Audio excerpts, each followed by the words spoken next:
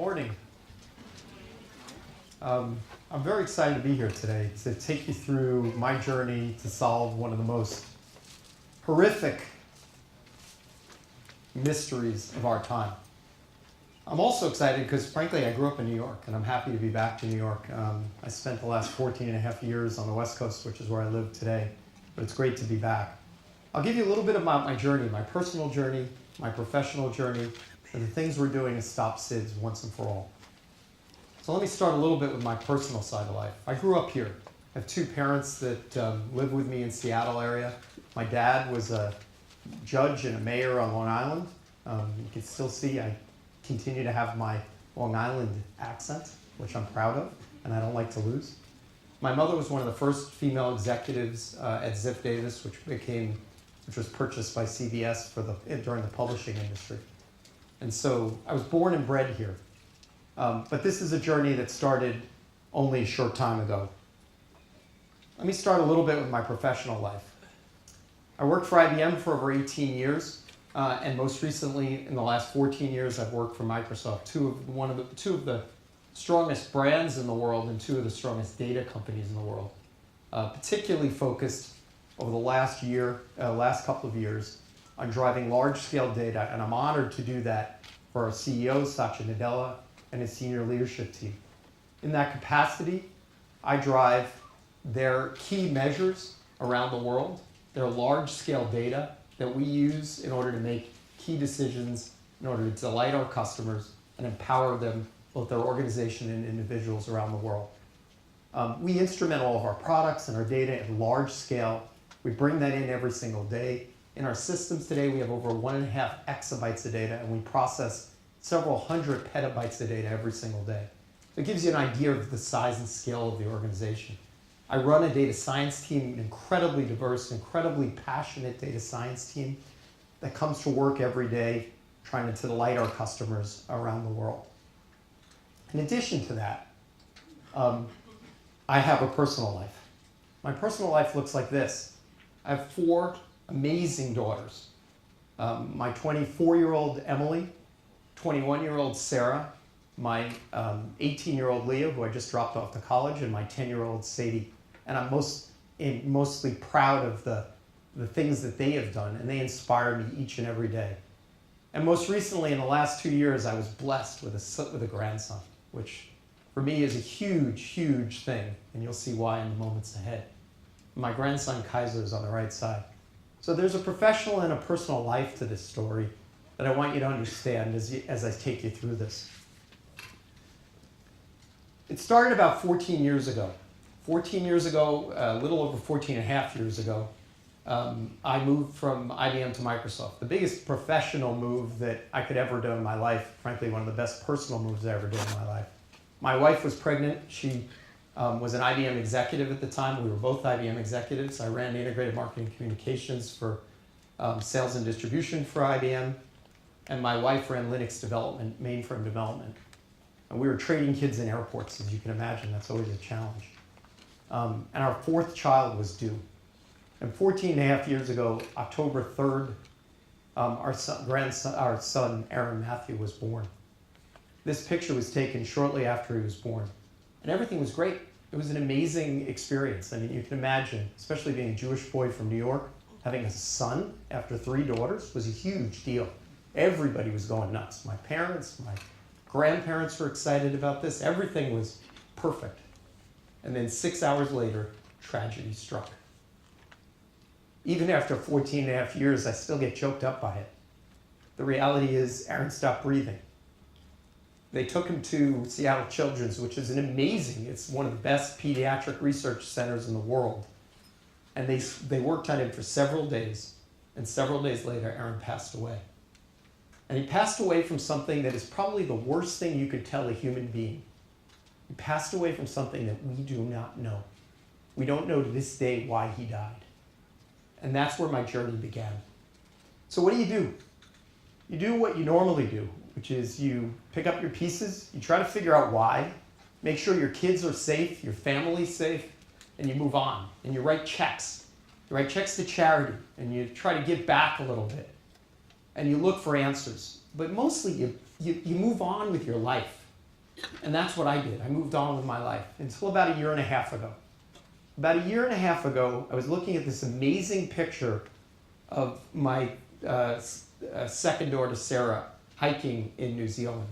It was beautiful, and I'm a photographer as a passion in my life. I love photography. And I thought, I could do that. I could hike. But you need to understand, like, I grew up in New York. Me, roughing it is the Marietta Courtyard. Hiking is not like the way I grew up. This is not like something, like, I don't know where this came over me, but it was like, I'll do this.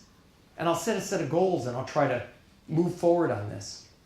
And my wife said, well, why don't you do it for a cause? It wasn't something that I came up with. She said, why don't you do it for a cause? And I said, yeah, I'll give money to Seattle Children's where they helped us.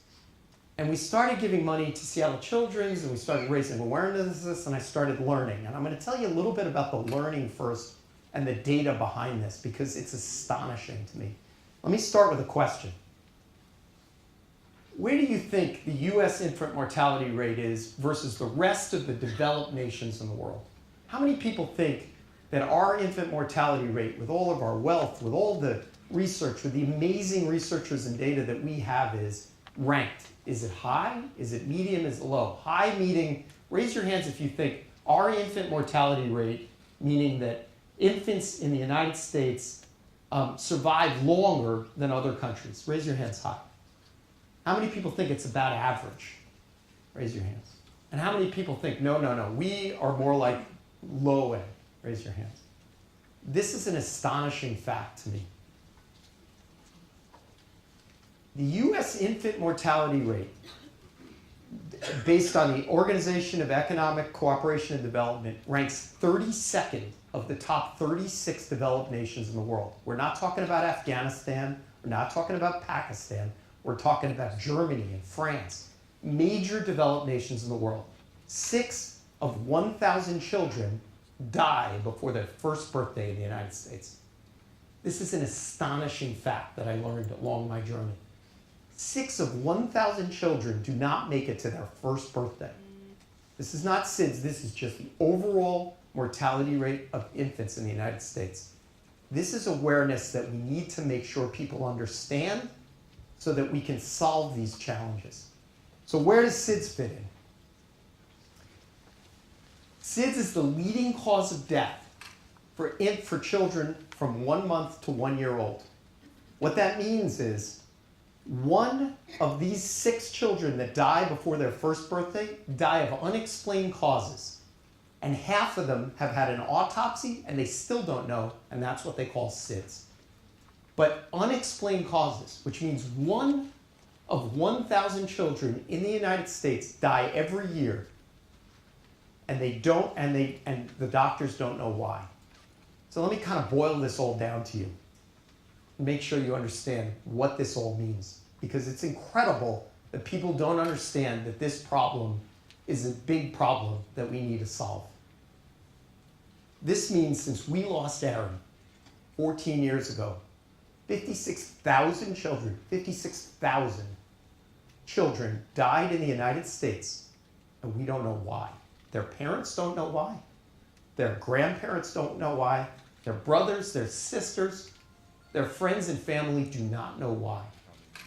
To boil it down further for you, it's the equivalent of taking 3 busloads of children every single week for the last 14 years and removing them from the face of the earth. And we don't know why. This is a big problem. It's a problem that we cannot let these children go and not figure out why. But is it getting better? Have we improved over the years? That's the other key interesting fact that comes along with this. The good news is, back in the early 90s, there was this drop that occurred on a correlation.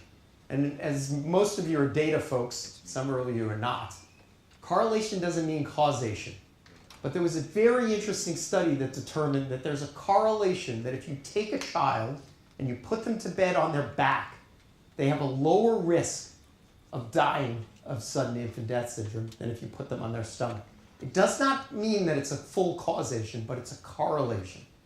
This is likely the cause of that drop that occurred in the mid-90s. In addition to that, that is likely the drop of smoking and the reduction of smoking. So it appears like it's going down, but it's a classic data problem. When we talk about classic data problems, we talk about misclassifications of data, not understanding data clearly. So let me explain. This problem is not actually reducing. It's actually a problem in classification. Unknown is rising during the same time period. The only difference in unknown and SIDS is that we ran an autopsy or we didn't run an autopsy. In both cases, we don't know why these children are dying. And then the third cause is we found the child in bed and we ran an autopsy or we didn't and we still don't know. And all combined, the rate has not improved since the mid-90s. The fact is, we still lose 1 in 1,000 children in the United States every year. 3 busloads of children, and this has not improved since the mid-90s. And as far as I'm concerned, this is unacceptable. It's unacceptable not just for the parents that lost children like myself. It haunts all parents. It haunts every new parent. It haunts every new brother and sister. It haunts every new sibling that their child may be next. And we need to figure out why. So there are some barriers to success here. There are things that we need to do in order to attack this problem head on. First, there's a huge awareness problem. That's why I'm here today. It's the reason I'm excited to come here today. As with any speaker, I'm always a little nervous when I first come up and I'm thinking, how am I going to get across the importance of this? But this is a big awareness problem. And awareness leads to funding, and funding leads to research. And research and data lead to answers. It's really that simple. If awareness is not well understood that this is a problem, then guess what happens? The government says, I'm not going to fund the research. Private corporations and researchers decide to go work on other problems. And there are big problems in the world, don't get me wrong. And we have to prioritize our time. But let me tell you, the loss of a child is by far the most painful experience you could ever wish upon anyone in the world. Data is a big challenge. Data, excuse me, my New York accent always comes out. I'm always proud when I come to an audience and I can use my New York accent and people understand me. I still use data. It's kind of interesting. Data. Data is a challenge. We have these incredible privacy laws in the United States. It's great how we protect individuals. But in the process, we are hampering our researchers. Microsoft created, and we released it, it's open, a concept called differential privacy. Differential privacy is a way to create mass understanding of data while protecting the individual. It's a technical technique that researchers created. Facebook uses, Google uses, Microsoft uses, and many other companies use in order to protect the individual. That's how I can study 2 billion people on the planet running Windows every single day, but never identify the actual individual. That's how I can bring all that data in and really understand them and delight them every day with new delivery. These techniques need to become part of our CDC data and all the data that we have in the United States, and we need to unleash the power of this data to our researchers. Skills. Skills are an amazing thing. We are not medical researchers. I do not run a medical research team. To me, it's all dots, ones and zeros, and rows and columns. Tell me the codes, and I'll tell you what's correlated and what's not. That's what we look at. But combining the power of big data skills, and I run a team of probably the most passionate, diverse in nature data scientists that you've ever seen in the world. And combining that with medical researchers unlocks power that we've never seen before. And I'll talk a little bit more about that in the future. Community. Unlocking things in community is a big deal. Getting people to work together. And then last, working with government. So I started on my journey. Originally, I said, hey, you know what would be really cool? If I could hike 100 miles and 13,000 feet of elevation gain. 1 mile for every year my child was born. I've recently raised that to 1,000 miles and 100,000 feet. And last week I passed 600 miles and 130,000 feet of elevation. This is a picture of me on top of Mount Kilimanjaro, which is the highest freestanding mountain in the Western Hemisphere. By far the most difficult personal thing I've ever done mentally. It's a statement to go and raise awareness and funding. That's all it's about. I released 2 books, one and then there's a second one which will release this week, one on the Arctic and one on Antarctica. I've traveled to every continent in the world. And these are photography books of my passion, where all money goes to this cause. I've lobbied government for change, to unleash data, to open up data, to make it easier for data scientists and researchers to solve these problems, to be able to use these kinds of techniques. And then a miracle happened. Not something I started, not something I asked to do. This diverse team of data scientists who come from fields such as economists and mathematicians and statisticians, not the traditional data scientists who come through just a computer science major, although a bunch of them have it. Physicists and astronomers got together with Seattle Children's and a miracle happened. All of a sudden they realized that their skills and solving things like, hey, are our customers happy with Windows? Could solve, hey, can we save a life? And bringing the two together. And in fact, the exact same techniques are used, and I'll show you what that means, with world-class medical researchers in Seattle Children's, and most recently from a number of other world-renowned institutions that all are behind these SIDS efforts. We started with a data set from the CDC. For us, it's a tiny little data set, a few hundred terabytes of data. For medical researchers, it was a major blockage. I mean, what you saw on that screen, 250 columns to a medical researcher that works on sample sizes of 30, and in most cases works on animal models, is like, talking another language. And so we took all this data, and thank you, CDC, for making it available. Frankly, we need to do more. We need all the state registries as well, which are blocked with the bureaucracy that our government puts in place, thinking we're protecting individuals, and instead we're hampering our ability to save lives. And we put them into a model. This is actually a Bayesian network of all of the correlation factors of those things. From this, we can understand what's correlated to what's strong correlations, where the first elements are, what's the second elements, what's leading to another. We can hold things constant. This thing was released to all these researchers, and immediately we passed a milestone, which was we could show them all their theories in the data that was available to them, either proven or not. And we opened up new correlations and new approaches to what we're doing. And so you see what we've done is taken the data and put it in the cloud in Azure, which Microsoft Philanthropies donated, and all the capabilities associated with it. We put it in our Power BI backend, and you can execute, and the researchers can execute with a click. Let me just show you a demo. Can you switch over, please?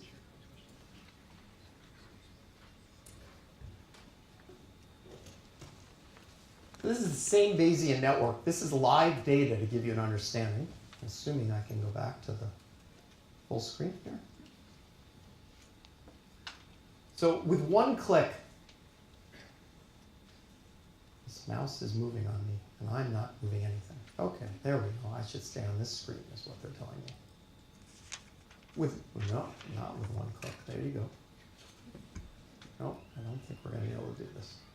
I think we're not live. Okay. Nope. Okay, we'll leave this off.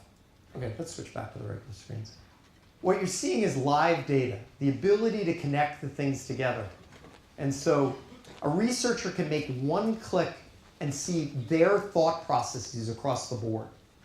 When we move from this, can I switch back to the screens?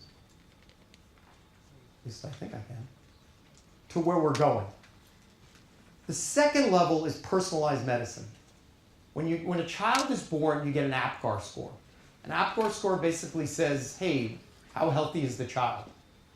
But can we apply the data to a doctor that could sit there? And what you see here is actually a live data that allows them, a doctor, to be able to say, hey, if I click and I say the mother is this age, they smoke, they are this, they have a father that's this age, they have had prenatal care at this part of the thing, what is their SIDS risk rate? And we're delivering these kinds of capabilities now to doctors to be able to work with mothers and fathers to be able to reduce the SIDS rate. But we're taking it further. Last week we announced we're going to build the first genome database of SIDS children. We're going to do DNA on all the tissue samples we can get our hands on in the United States. And the thing that I didn't know was Aaron's tissue sample was still available. And so they're going to run a DNA. The first one will be done on my son over the next 2 weeks. And we will build a data set that doesn't just have self-stated data, but it has true DNA data that we can connect together at large scale that all researchers can go after. And it is through the power of this data that did not exist 14 years ago. It's an amazing thing, but the tissue sample of Aaron still existed in a tissue bank somewhere in Iowa that they found. And now they can run DNA samples against it. We can connect it to all this data, and we can understand what is going on with this mystery and solve it once and for all. And we've already uncovered a number of correlations that were not found before. Things such as prenatal care. We argue in the United States over health care, and it's a crazy thing. But you know what? If a mother doesn't go to prenatal care in the first trimester, their SIDS risk rate goes up 50%. And if they don't go up in the second trimester, it grows up even higher.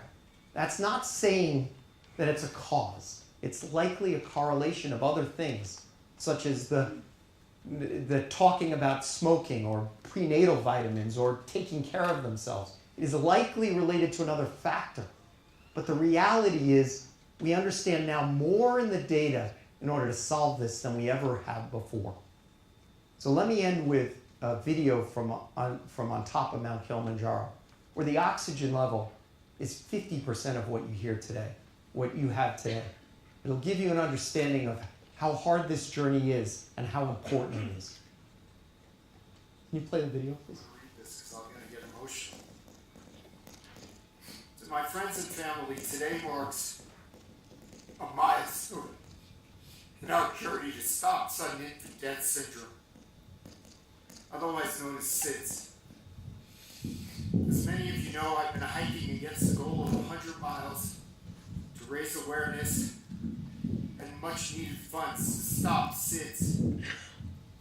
Today, I stand here at the peak of Mount Kilimanjaro, some 12,341 feet above sea level, the highest mountain in Africa, the highest standing mountain worldwide.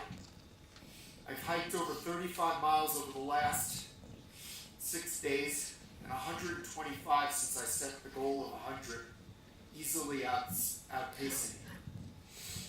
However, this is just the beginning. Much has to be done to find out why, so we can stop SIDS. A huge thank you for all your support throughout the year and for opening up your hearts and most importantly your wallets to stop SIDS. To my wife Heather, there's no way I could have done this without you. The last 13 years and our whole life is behind you. It's behind me because of you. And to my children Emily, Sarah, Leah, and Sadie, and my grandson, Kaiser. You inspire me every day to do better things. And my teammates at Microsoft, the most generous, kind, best people in the world, working for one of the best companies on this planet. A huge thank you. And to my data scientists who are diving in with Dr. Rubens to figure out why, I don't know how to thank you enough. God bless. Please give. Give for Aaron. Give for all parents. Give to stop SIDS. God bless. Thank you.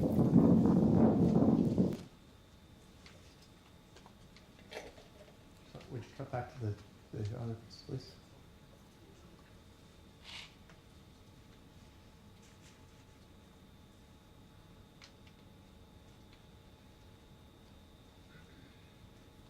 Let me end with this. A huge thank you. Thank you for listening to my story and my journey. I won't stop until we have an answer to this. This is my personal mission. The feeling that I have today is the same feeling I had 14 and a half years ago, except I'm incredibly energized. I have a team behind me that represents some of the best talent in the world. Not just the ones at Microsoft, but the ones across all of the medical researchers around the world. And together with all of you, as you start thinking about the things that you want to do in life, please take note of this. This is a space that can help all of us. Thank you very much.